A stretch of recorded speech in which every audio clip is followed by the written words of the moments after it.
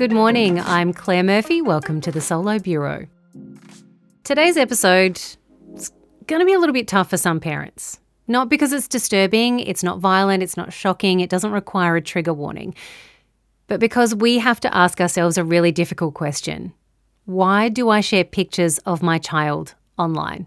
We're talking about the eSafety Commission's warning about publicly shared photos of your children and what that means, firstly, for someone who has no right to say no and may only find out years later what implications that might have for them. I told you it'd be a tough one. Let's find out what's been happening while you were sleeping. It's Thursday, July 30.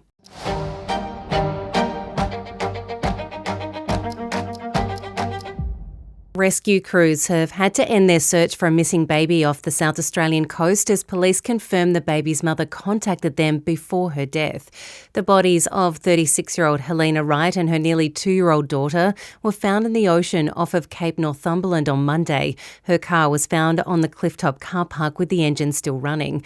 Police searched for her 3-month-old son until yesterday afternoon before having to call it off, advising the chances of finding the child alive are zero.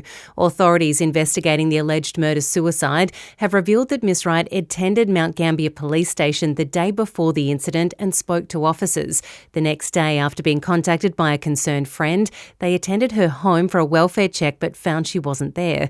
Less than 2 hours later, police were notified of the abandoned car. A coronial investigation is now underway with a report to be prepared for the coroner. 30 Seconds to Mars frontman Jared Leto has been accused by 4 women of sexual assault. The incidents, which reportedly occurred when the women were teenagers, are alleged to have happened between 2002 and 2016 when the actor was in his 30s and 40s. The women are alleging sexual assault and statutory rape, as well as the use of explicit and inappropriate language towards teenage girls. The allegations arose in the documentary Jared Leto, Hollywood's Dark Secret, the BBC saying they have seen pictures and messages supporting the women's claims, which have also been backed up by friends and family. A day after Japan was rocked by a 7.1 magnitude earthquake, the search for survivors under the rubble of collapsed buildings continues. 8 people were pulled from the wreckage of the Aeon shopping mall near Kumamoto that was also hit with a suspected gas explosion. Of those 8 people, 3 have sadly died. 3 workers also remain unaccounted for after checks of the 2,700 staff. 5 people also died at a paper factory in Nippon where the quake knocked down a chimney. The region has now felt more than 100 aftershocks as hundreds of thousands of people remain in evacuation centres. A wildfire in southwest France remains uncontained as temperatures are forecast to hit 40 degrees. Authorities in the Gironde region say the blaze had not spread further during a calm night, but with extreme temperatures forecast and windy conditions, the flames could surge again. Tens of thousands of people have been forced to evacuate. Oscar-winning Irish musician Glen Hansard has died in a motorcycle crash aged 56. Hansard played lead guitarist Outspan Foster in the 1991 film The Commitments and won an Oscar in 2008 for his song Falling Slowly, which featured in the movie Once. He was also the lead singer of the rock group The Frames. Irish police said a man in his 50s had died after a single-vehicle motorcycle collision in the west of Dublin. Emergency services were alerted shortly before 4:30am local time. The man was pronounced dead a short time later.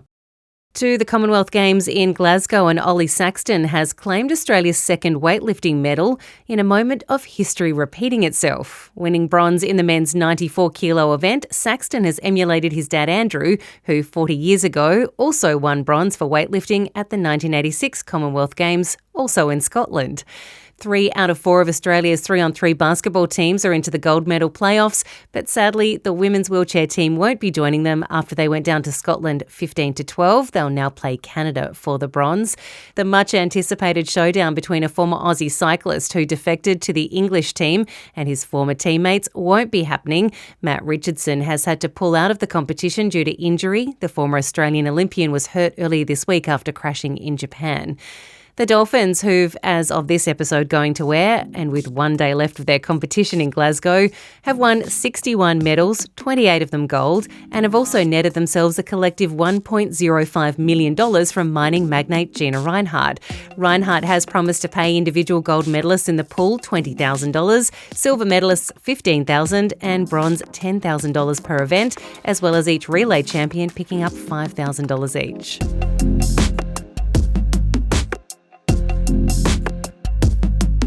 Those are the top stories today, folks. Next, what's happening to your kids' pictures when your school posts them online?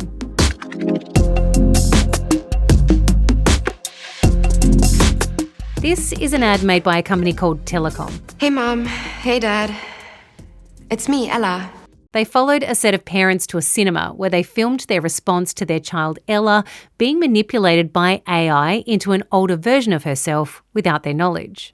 All you need are a couple of pictures, like the ones you share on social media, where they can be taken and used by everybody. For them, it's really confronting, and maybe you'll see that and think, not my child, that won't happen to me. But this week, the eSafety Commission released a warning to families about how allowing your child's school to share their image could unintentionally create a hub where predators can gather images to do with as they wish, even use that AI to remove their clothing. And I certainly don't want this. You no longer need advanced Photoshop or video editing skills to manipulate photos. If you have spent any time on a social media app of late, you'll have seen just how easy it is to create a faked image using a single photo. You can even animate it, turning it into a video when it was just a still picture to start with. While we've been so careful in recent years to cover their uniform logos in those first day of school pics, your school's Facebook page identifies everything, down to the classroom and the teacher. And you don't know who is in that group who might be there for the wrong reasons. And before you say, surely not at my school, this is what the eSafety Commission wrote. Between January and March this year, 2026, eSafety received more than 100 reports about anonymous accounts targeting schools and school staff. Almost all involved imagery harvested from school social media accounts or websites. Many were made through the Adult Cyber Abuse Scheme, as the content was considered seriously harmful even where it did not involve intimate imagery. Much of the reported material appeared on TikTok and Instagram. It included AI-generated dance videos and face swaps, as well as memes using staff photos and fabricated stories about teachers, principals, and other school staff. Those running the accounts are often believed to be current or former students from the targeted school.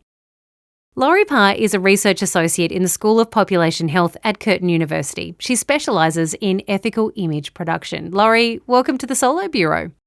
Thank you so much, Claire. Thanks for having me. Now, Laurie, reading your article, it was really interesting because I think I'm a parent myself and a lot of other parents do this. We are posting pictures of our children online really without a second thought. And our schools are now doing it in many and very different ways, and sometimes even for promotion for the school itself, and we're not really thinking about that much either. But when the eSafety Commissioner says that they've seen a rise in reports of image harvestry from school social media accounts, what does that actually mean? Yeah, so what that means is that someone has gone onto usually public-facing school accounts. So it's most likely their Facebook, or it could be a different form of social media. And those images can be used in AI-generated materials. So there's two forms of it. One is around actual images of children being made into sexually explicit material. And the other is a scraping form of it, where many, many images are harvested, and then that's formed into a new sexually explicit material, but with a character, if you will. So it's more like all of the faces have been fused into a new face rather than it's one individual child's specific face in this sexually explicit material. Okay, and I imagine AI is now playing rather a large role in doing that.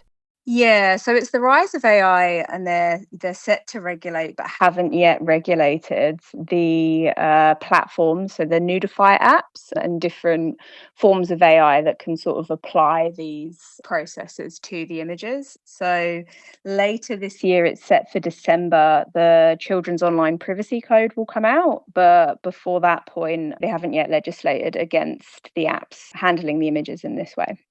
Well, that's the thing, is we presume that people who are doing this are strangers in the darkest corners of the internet. But we see more and more headlines of kids doing this to each other at school because those apps are so easily accessible and so easy to use.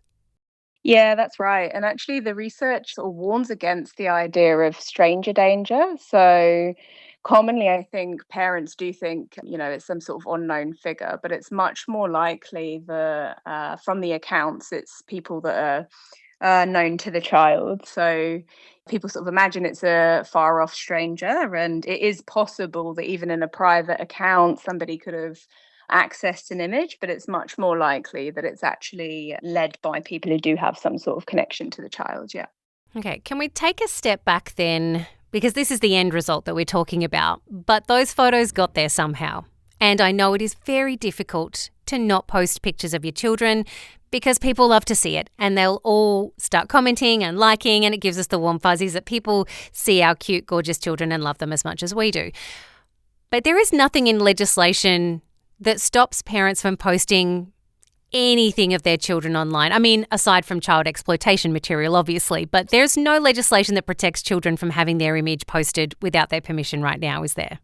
There's not, no. So there's nothing in law, and this is the interesting part. So some other countries are bringing it in where the child will legally have a say. In Australia at the moment, the only thing that we've got is the Online Safety Code 2021, which prevents an image from causing serious harm, but the threshold for an image reaching that level of serious harm is quite high. So, for example, a photo of a child having a tantrum or one that could be embarrassing definitely is unlikely to reach the threshold for being illegal. So yeah, there's nothing to stop images being posted by parents. And with schools, they need parental consent for the photo and to limit it via the Privacy Act and data rules to particular settings and to store it in the correct way. But yeah, many parents, I mean, because it's up to the parent and their individual choice, people interpret it many different ways. And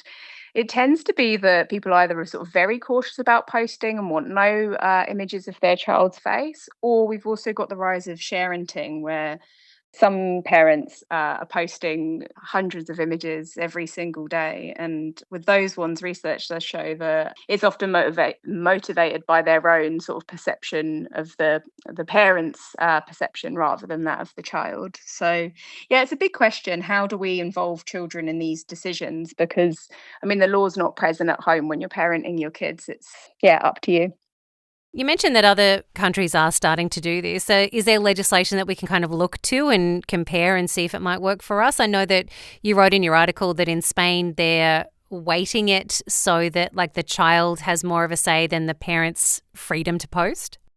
Yeah, Spain's an interesting one because they've actually, I think, since the 70s had a right to one's own image and to honour legislated in law. So they were way ahead of the game. But France legislation that balances the child's opinion and infuses their right to participation in law is a really good one to look at. But the thing I'd say to parents is we don't need legislation to enact those principles now. So asking the child what their opinion is of the photo when they're at an appropriate age, or even just considering, could this photo be something that's embarrassing, or could it be something that the child could have a different opinion on later on? So I mean, within the article, the interesting thing is that AI is one threat, and because of the severity of that threat, we need to take that seriously for absolutely any image that's posted. But beyond that, 86% of children have an experience of a photo that's posted online that they didn't want posted. So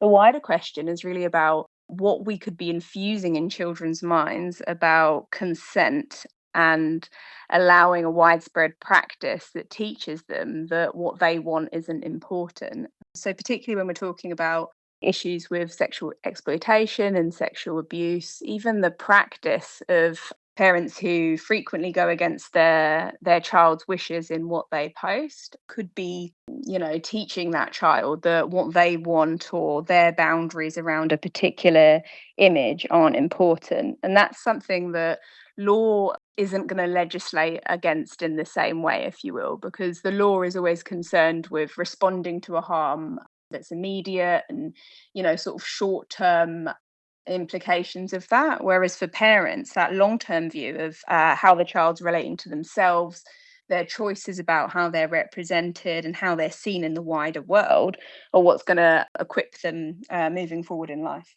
Yeah, and I know so many of my peers when we speak to each other, we're so very grateful that social media apps did not exist when we were children or teenagers, or especially in our 20s, because of that stuff never going away. So we're got people who go out into the world as adults with a full digital footprint already that they have to contend with, which is such a different life to what we're used to. You know what? That's one of the points actually that I emphasize the most. That most parents now grew up in a time before they would have had an experience of what a child is experiencing now. So people who grew up where the photo was in a family album and that kind of thing aren't able to relate to how much it can mean to a child. And none of us know how this is going to evolve in the future. So yeah, I mean, we're sort of parenting in an era where we have no personal experience of what the child is imagining. So it's a really interesting time.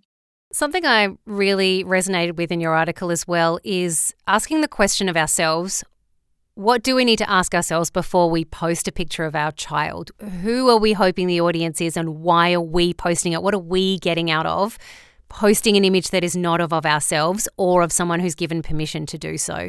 I think not many of us really consider that far down the track. Yeah, it's interesting, isn't it? I know that the French legislation that was brought in was in response to what parents potentially gain from content. So, thinking on the other side of the scale of people who are influencers or having some sort of financial benefit from the images that they post, it becomes quite clear, right? So, the parents' interest is money from that post, and that can outweigh what the children wants. But for the rest of us, it's more likely to be things like seeking validation, like maybe having a really long day and thinking, oh, I'll post this, and you maybe haven't thought this far ahead, but how many likes has it got? Or oh, people are going to love that one, and maybe this one's going to make it apparent to everyone that I'm looking after my child and that kind of thing.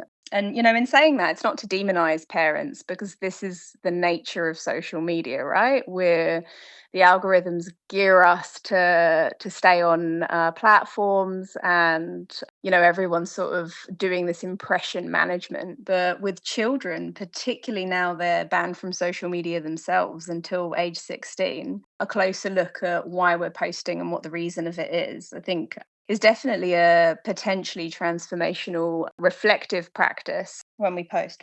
If we want to share photos with people, if we are direct messaging it to each other or in a chat, in a group chat that is not forward facing to the public, is that okay? Can people still take photos out of that? I mean, you mentioned that sometimes it's people that the child know that do these things, so you've got to, know everything about everyone that you send it to, but should we be looking at maybe going back to the times where we just sent them to each other rather than put them out there for everyone to see? Yeah, it's definitely a good idea. So depends on the platform that's being used to send them. WhatsApp is end-to-end encrypted. So if a chat were on there, then they themselves, it's very unlikely, are going to be able to leak that information because they can't see it in the first place. But as you say, it could still be that someone within that chat is able to take the photo and put it online. But in general, moving towards these kind of messaging apps rather than making it publicly available is definitely a way to increase safety, and then becomes a question of, the agendas of the people that and how much you trust them. But I do think that even the federal police are stressing that we needn't descend into complete panic. So I wouldn't want to advise that everyone's got a degree of suspicion. I suppose it's that caution to relationships that we all have to take, but recognizing that many of us do have trusted group chats with family and friends where we can reduce that possibility that someone's going to take a image and put it online or sexualize it to a very, very low possibility. And there's so many benefits of sharing photos, celebrating achievements, and building, social connections for the child. Just finally, is there any way of checking whether your children's photos have been taken and used for that purpose? I mean, without getting ourselves into trouble, because none of us want to be looking up child exploitation material on the internet. But is there any way of knowing if your photo's been used and taken like that?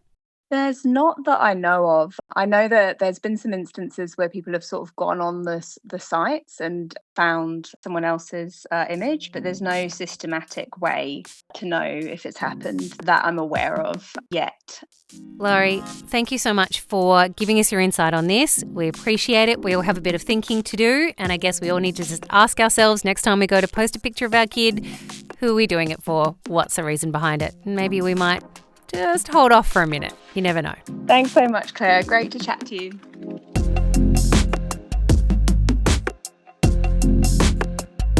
Thanks for getting a little serious with me today. It is really hard not to share photos of your kid online. I absolutely get it. You want to celebrate their milestones with your community, show them off, laugh at parenting life. But at what cost? And at the very least, they need to be a part of that conversation. Something I have to seriously think about too. That's the Solo Bureau for today. Have a great rest of your Thursday. See you for the State and Territory Whip tomorrow. Bye.